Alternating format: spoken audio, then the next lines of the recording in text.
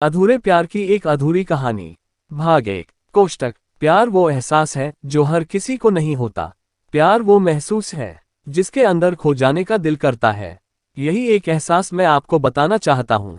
शाम का समय था, मैं अपने दोस्त का इंतजार कर रहा था। स्टेशन के बाहर हम लोग का बाहर कहीं घूमने जाने का प्लान था और मैं जल्दी पहुंच गया था। कुछ समझ नहीं आ रहा था कि मैं क्या करूं। मैं स्टेशन के पास जाके बैठ गया, तभी कुछ ऐसा हुआ कि मेरी जिंदगी एक अलग मोड़ लेने वाली थी। स्टेशन की तरफ मैं देख रहा था कि मेरा दोस्त आया कि नहीं, तभी अचानक से मेरी नज़र एक लड़की पर पड़ी। वो जो वक्त था, मैं पूरी तरह कुछ देर के लिए थमसा गया था।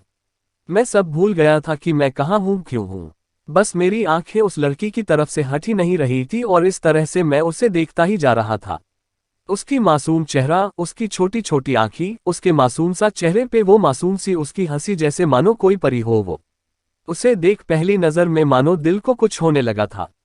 क्या वो प्यार था? मुझे नहीं पता, बस दिल बोल रहा था कि मेरा दोस्त कुछ देर बाद आए या ये वक्त रुक जाए। मुझे उसका नाम जानना था, उसके बारे में बहुत कुछ पता करने को दिल कर रहा था, लेकिन कैसे करूं ये समझ ही नहीं आ रहा था। जब कुछ समझ नहीं आया तब मैंने बस भगवान से प्रार्थना किया कि मुझे ये लड़की मेरी जिंदगी में चाहिए। वो जा रही थी, मेरी आंखों से दूर, मुझे रोकना था उसे। उससे बातें करना था, उससे दोस्ती करनी थी और उसे अपने दिल की बात बतानी थी। लेकिन कैसे? यही सवाल बस बार बार मेरे मन में आ रहा था और मुझे बेचैन किए जा रहा था।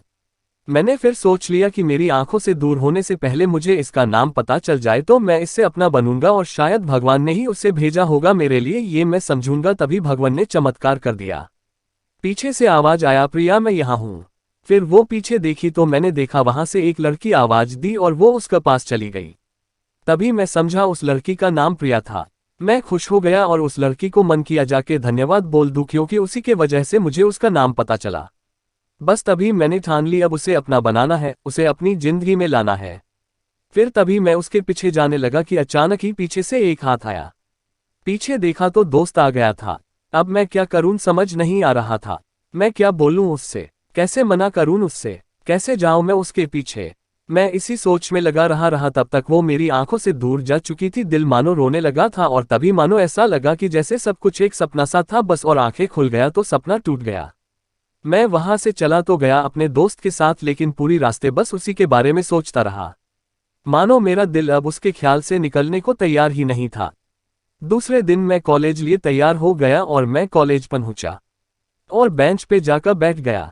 तभी दोस्त ने बुलाया और कहा, देख अपने कॉलेज में एक नई लड़की आई है। मेरा मन अभी भी बस उसी के ख्यालों में डूबा हुआ था। आंखों से उसका चेहरा मनो हट ही नहीं रहा था। वो बार बार मुझे आवाज दिए जा रही था।